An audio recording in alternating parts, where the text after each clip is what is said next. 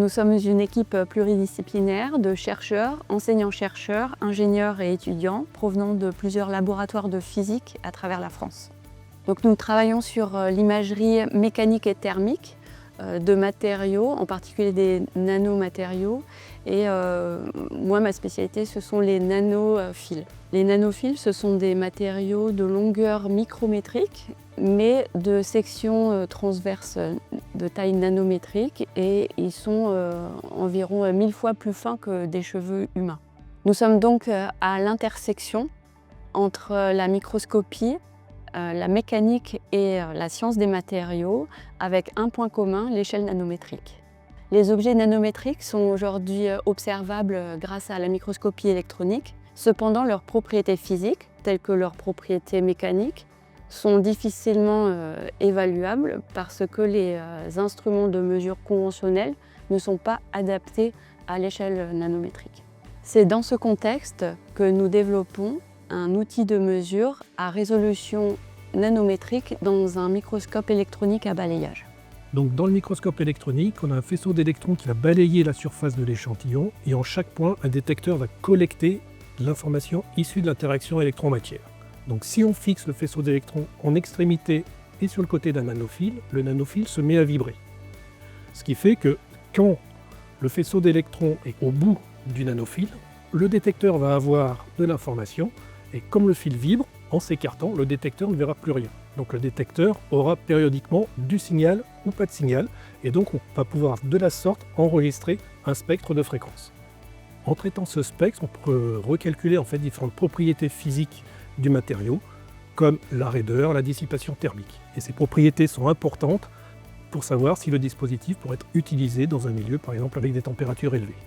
Notre objectif est de développer un outil fonctionnel d'imagerie hyperspectrale, c'est-à-dire qu'en chaque pixel de l'image, on aura un spectre de vibration, donc en chaque point de l'image, les propriétés physiques recalculées.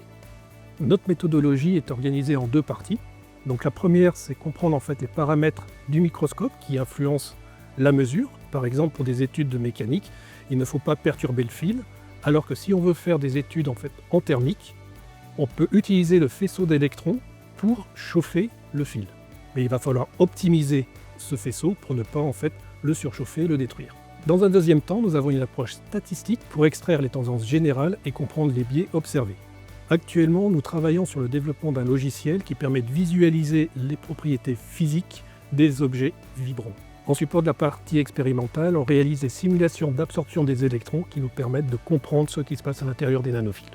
Aujourd'hui, je peux citer plusieurs résultats que nous avons obtenus au cours du projet. Tout d'abord, notre technique nous permet de mesurer de manière statistique la raideur des nanophiles. Ceci est important quand on développe de nouveaux matériaux et qu'on est à la recherche de leurs propriétés mécaniques. Cette technique nous permet de mesurer en un temps très court des raideurs de dizaines de nanophiles sans les abîmer, et ce qui n'est pas possible avec d'autres techniques expérimentales. Dans un second temps, nous avons créé un logiciel d'imagerie hyperspectrale. Ce programme permet de contrôler le microscope et de créer automatiquement des images des nanophiles sur lesquelles se superposent par exemple les fréquences de vibration des nanophiles à chaque pixel.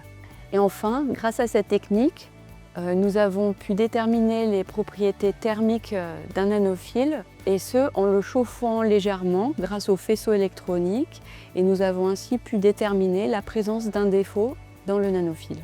Il reste encore un travail important pour ce projet, en particulier au niveau fondamental, pour comprendre comment le nanophile est affecté par le faisceau électronique, comment il interagit avec le faisceau électronique, même en conditions de chauffage minimal.